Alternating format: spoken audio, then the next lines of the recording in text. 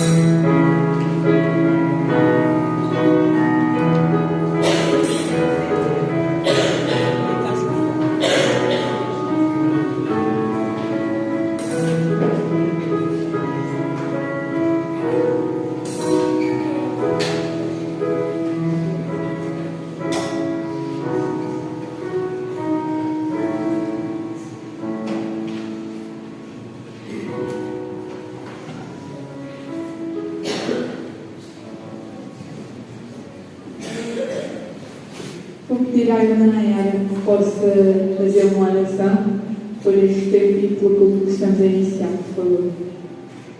Obrigada, Senhor, por cada dia que está aqui hoje, Pai. Obrigada, Deus, por nós termos uma calma, por nos adorar quentinhos. Deus, Senhor, prepare os nossos corações para o que se segue, Senhor. Que a Tua palavra venha trazer transformação das nossas vidas, é o que Deus quer. Não seja apenas um momento que nós estejamos acrescentados, mas que sim, a gente esteja com o coração aberto para que o Espírito Santo trabalhe em nós, em nome de Jesus. Vou chamar o grupo de louvor aqui e convidar os irmãos que desejarem ficar de pé para entoarmos Jesus em tua presença.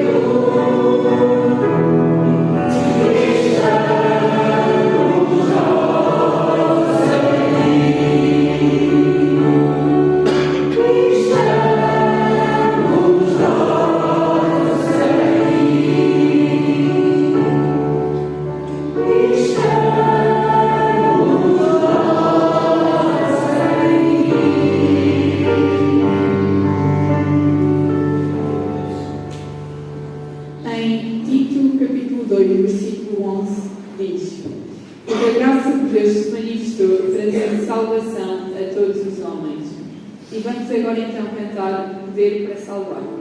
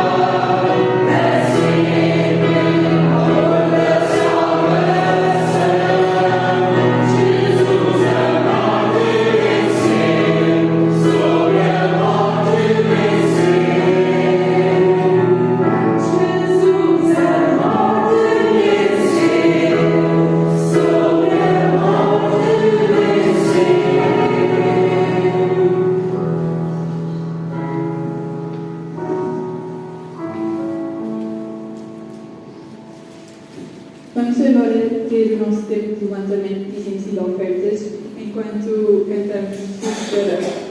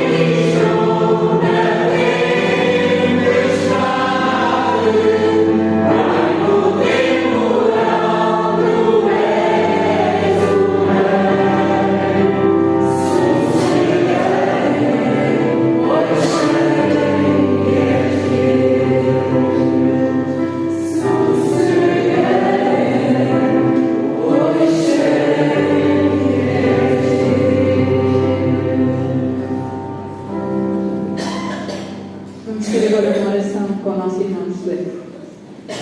Pai, agradecendo, Pai, por realmente és o único Deus das nossas vidas, Pai. Que tu sejas o único Deus para todos aqueles que ainda não creem, Pai. E, ó Pai, nesta hora, queremos pedir por aqueles que nos faltam. Pedimos pelos nossos enfermos, Pai, que sejas com eles também, que os possas abençoá-los, que os possas reconfortar, Pai, com a tua paz, com o teu amor, e que, se for da tua sabedoria e vontade, Pai, que os possas aliviar das suas dores, Pai. Ó Pai, eu também quero pedir e quero te agradecer por estes dízimos, estas ofertas, e peço sempre, Pai, que nos possas orienta a tua igreja, que possamos orientar bem estas verbas, que elas possam ir de encontro às necessidades daqueles que necessitam da nossa ajuda, Pai. Na beneficência, na manutenção do templo também, pedimos, Pai, que nos possas abençoar nesse sentido, Pai.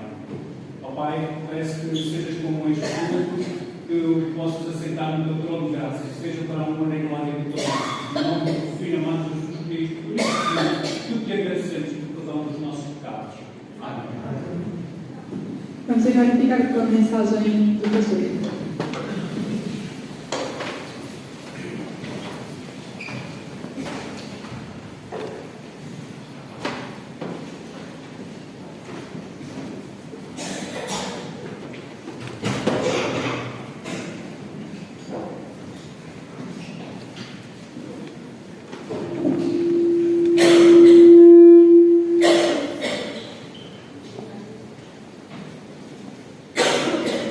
Bom dia, irmão. Tudo bem convosco? Vamos primeiro colocar os óculos. Lá para a carta do apóstolo Paulo, no livro. Nossa. Deixar isso fora desligado, vou falar primeiro. A sua carta aos Efésios, no capítulo 2, e vamos ler do versículo 11 até o versículo 22, e eu quero refletir com os irmãos no tema a mudança.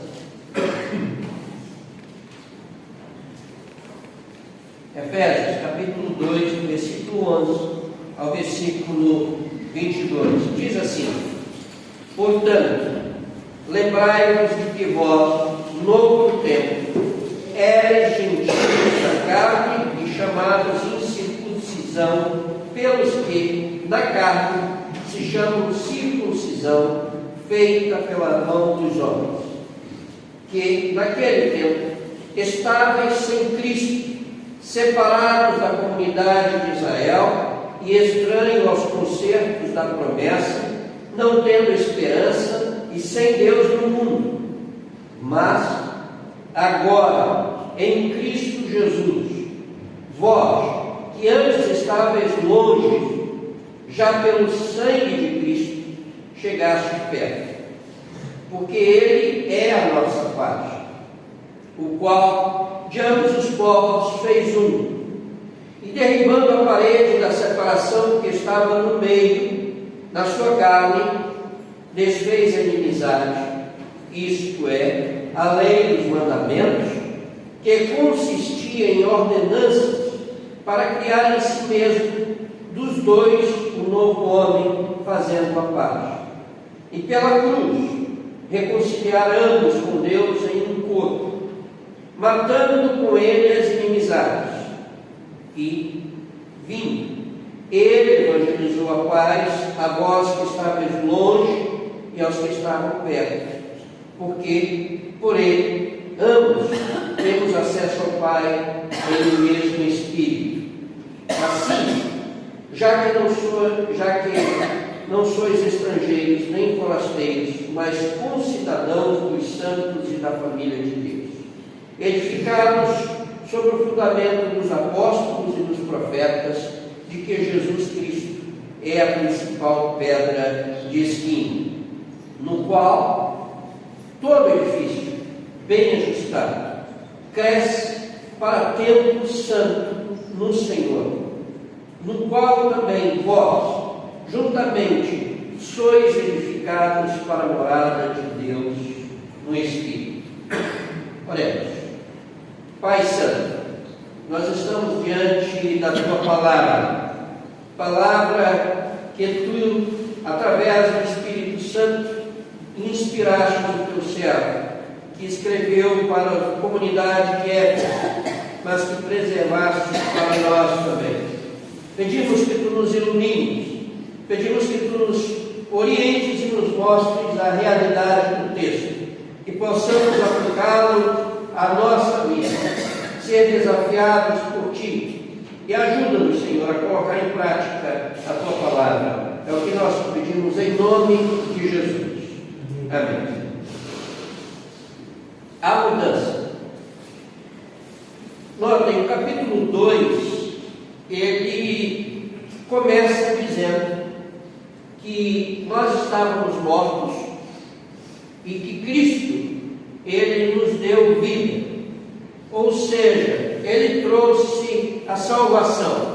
Então, de modo geral, o capítulo 2, ele nos apresenta os efeitos da salvação. De 1 a 9, ele fala dos efeitos pessoais, o que a graça de Deus realizou em nós. E como se realizou isso? São os efeitos pessoais. Agora nós veremos os efeitos sociais, não só para nós, mas para toda a comunidade.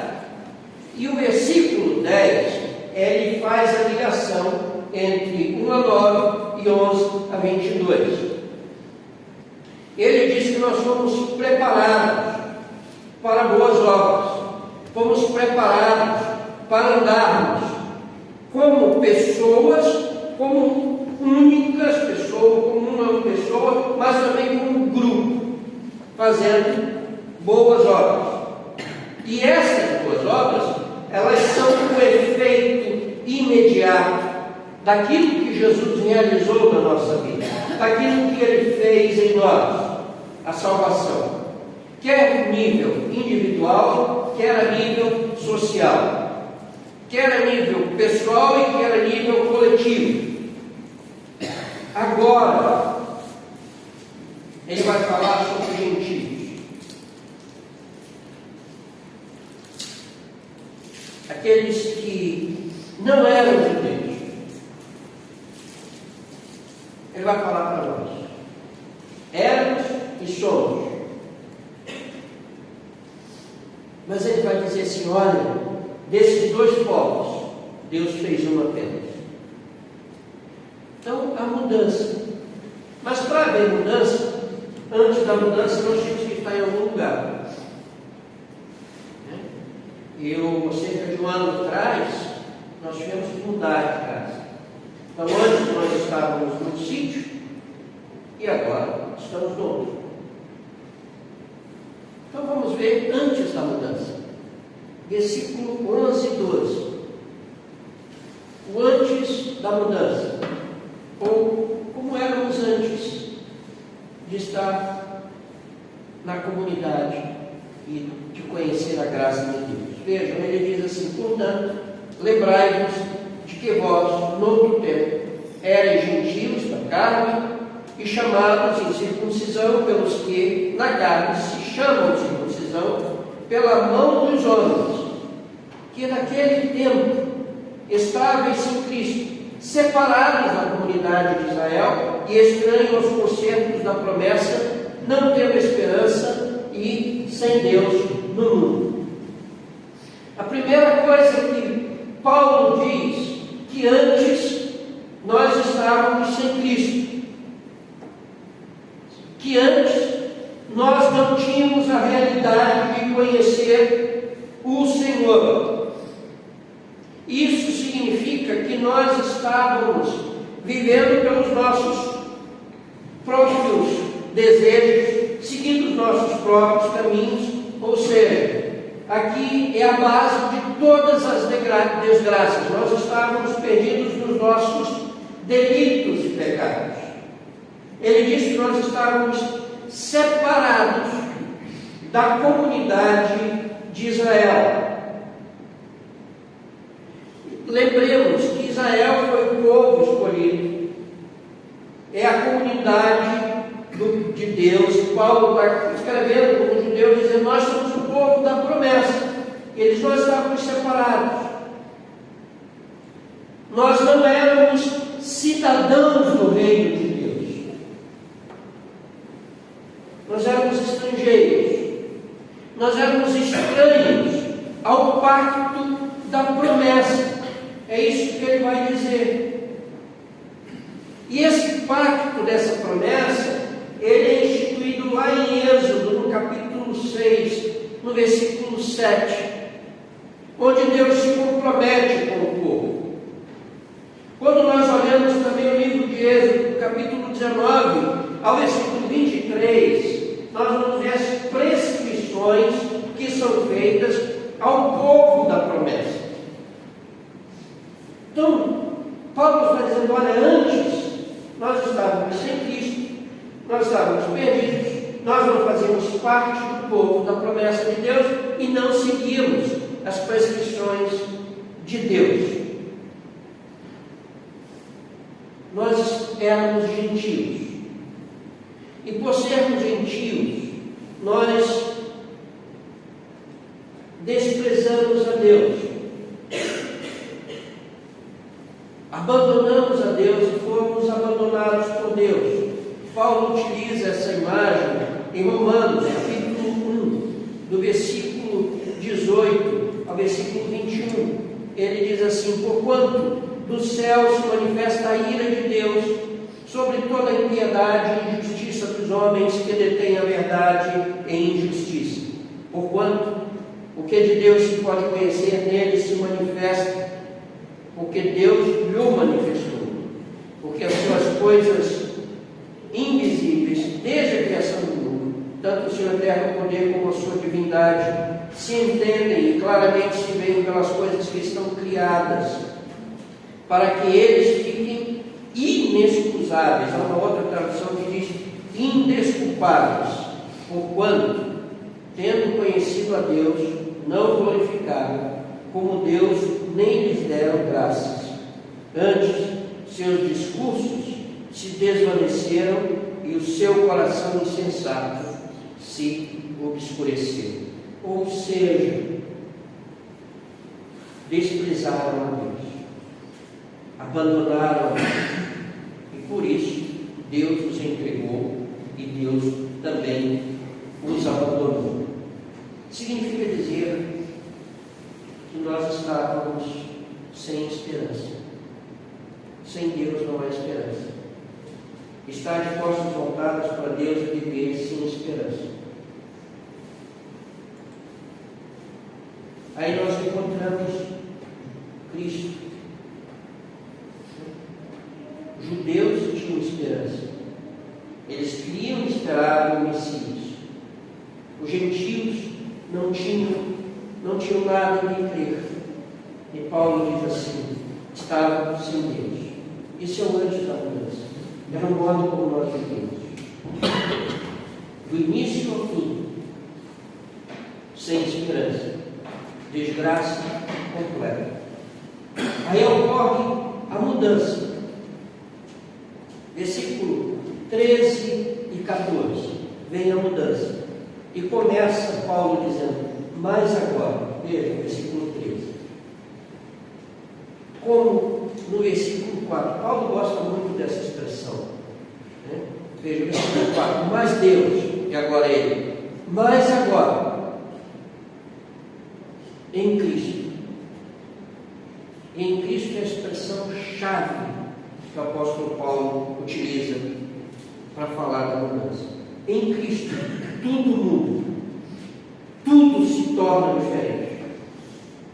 Vejam, ele vai dizer: antes nós estávamos longe, mas em Cristo ficamos perto.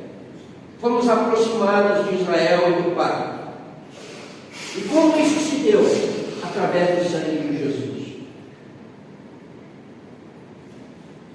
No judaísmo, o sangue era feito através do sacrifício de animais.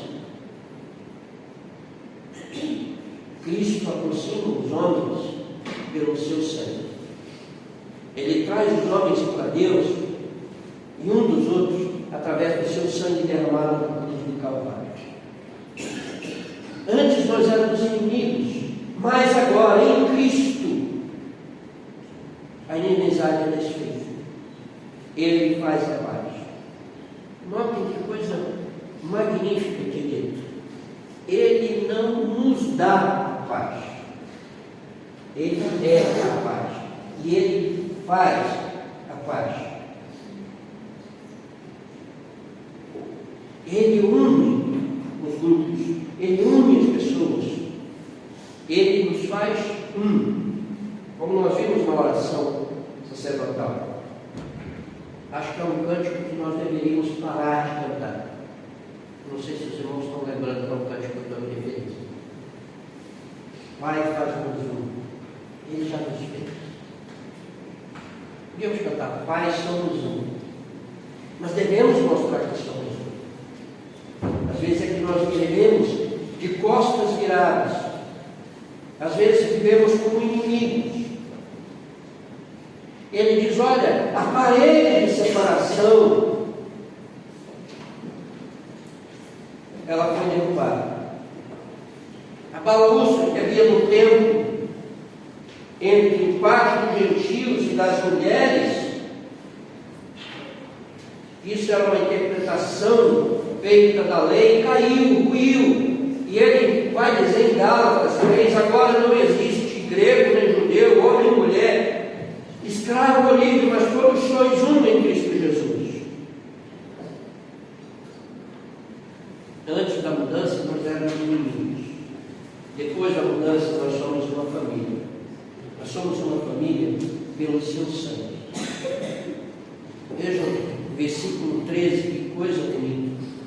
Mas agora, em Cristo, vós que antes estavam longe, já pelo seu sangue, pelo sangue de Cristo, chegastes perto.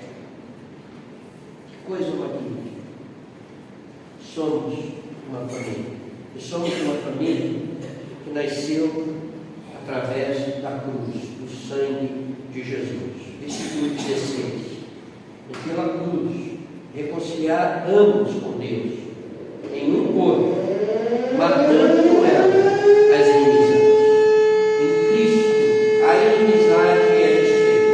Em Cristo e no sangue de Cristo, a reconciliação, a perdão de Deus para conosco, mas também dos homens para com os homens. Esse é o exemplo para o mundo. O que pode uma igreja, o que pode uma comunidade de crentes que estão de costas voltadas uns para os outros, fragmentados, ensinar para o mundo? Como é que nós podemos falar de paz se nós vivemos brigando uns com os outros? Como é que nós podemos falar de união se nós estamos separados? Qual a lição que nós podemos dar? Como é que nós podemos falar de perdão se nós nos odiamos? Se nós vivemos brigando? Paulo diz, olha, Ele nos fez um, Ele nos perdoou, Ele nos uniu. Mas isso é verdade? Ou nós estamos manifestando isso?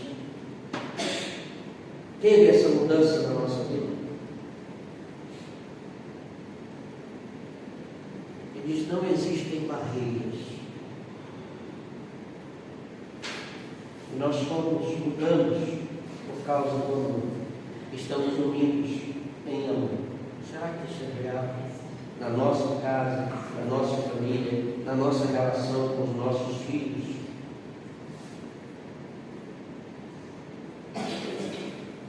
A mudança. Antes da mudança, inimigos perdidos, sem esperança, desgraçados. Quando mudamos,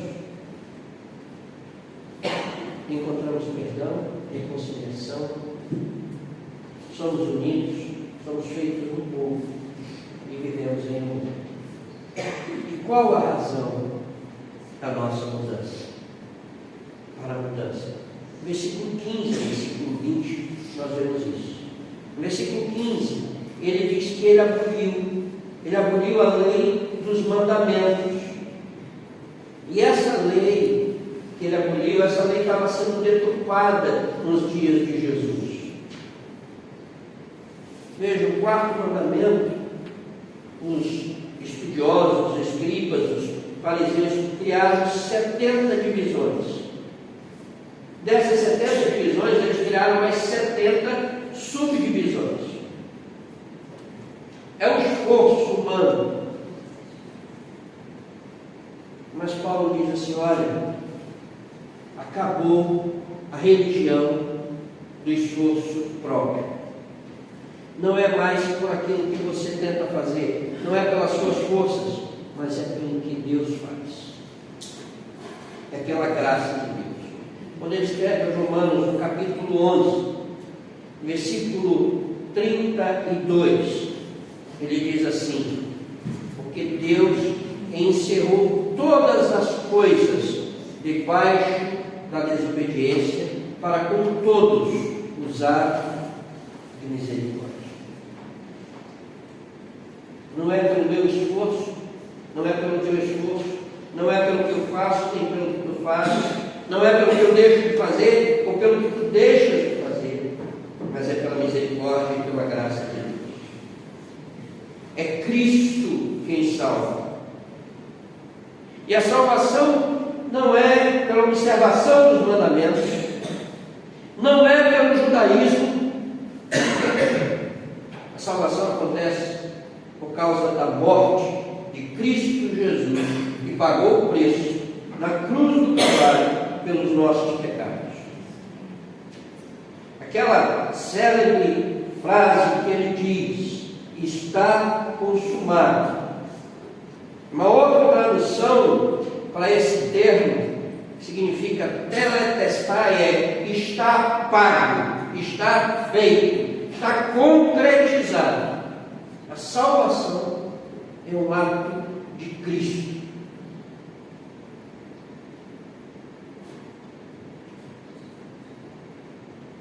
E veja, ele diz assim: olha, a razão da mudança é que não é para ser mais estrangeiros e peregrinos. Versículo 19: assim já não sois estrangeiros nem forasteiros, mas concidadãos e da família de Deus. Nós somos, a razão da mudança é para que nós sejamos família de Deus.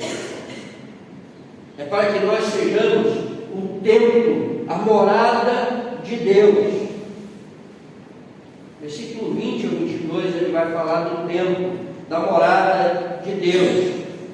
O templo, na mentalidade judaica, e não podemos esquecer isso, Paulo era judeu.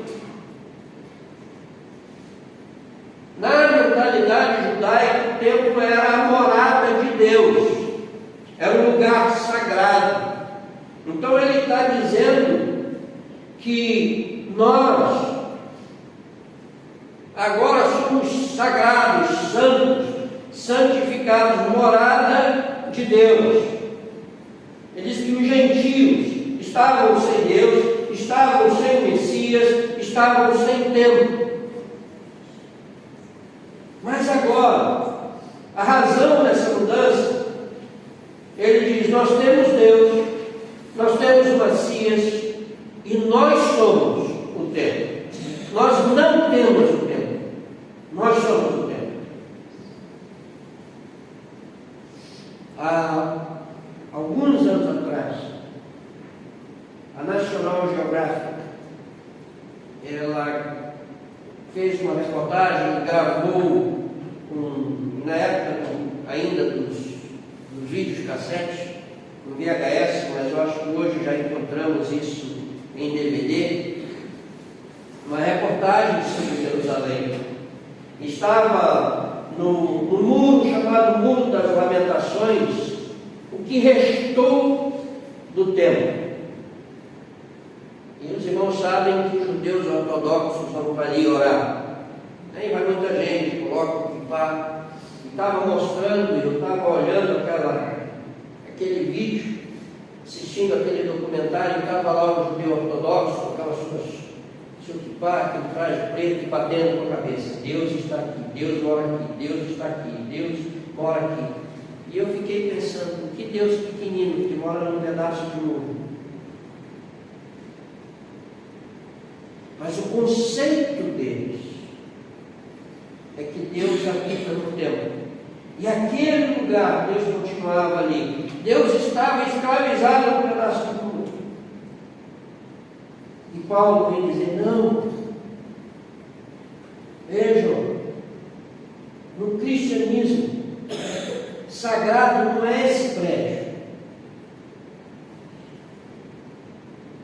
Durante o final de semana, nós podemos nos reunir aqui nesse prédio para adorar a Deus, mas durante a semana, se nós quisermos tirar esses bancos, colocar a mesa de ping-pong e jogar ping-pong aqui,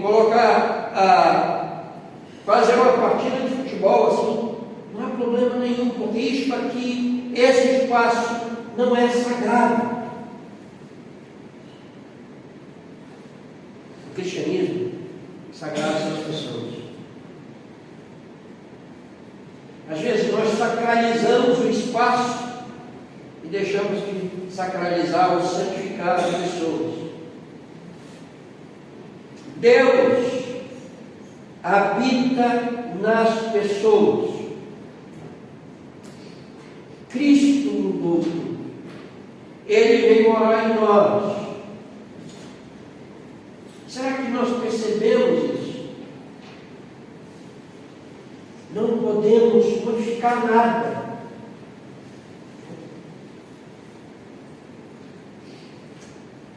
Eu lembro de uma igreja, um irmão que foi propor para que trocasse os bancos por cadeira. Quase ele apanhava. Porque a história da igreja, o irmão que deu dinheiro para esses bancos, o que vai pensar a família dele. As pessoas vão ficar sofrendo porque o banco era desconfortável e não queria melhorar. Nós sacralizamos coisas, espiritualizamos coisas e espaço, e esquecemos que o templo somos nós.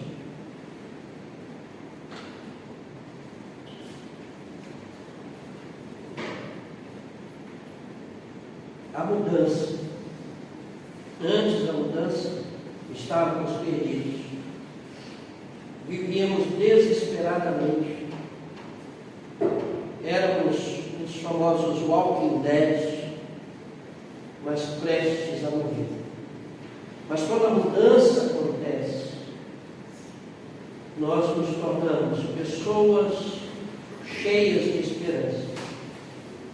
Nós nos tornamos um tempo onde Deus vive. Passamos a ter utilidade e devemos manifestar a glória de Cristo. Somos família, nada nos separa e agora vivemos unidos. Somos um povo, somos uma família, somos o corpo de Cristo.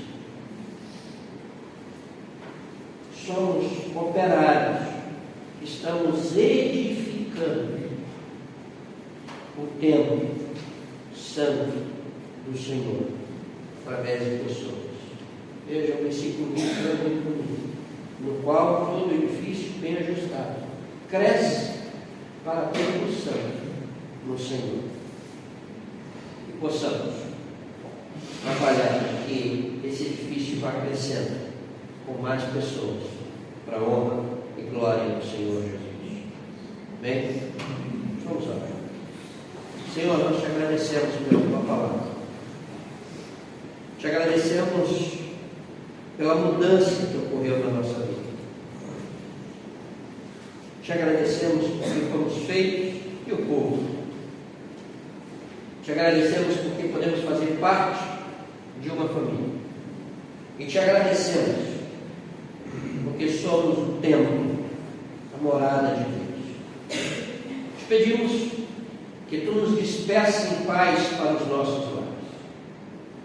Que o amor, a graça, a comunhão e a consolação do Deus Trino esteja com esta igreja, com todo o povo de Deus espalhado na face da terra, hoje e sempre. Amém. Deus nos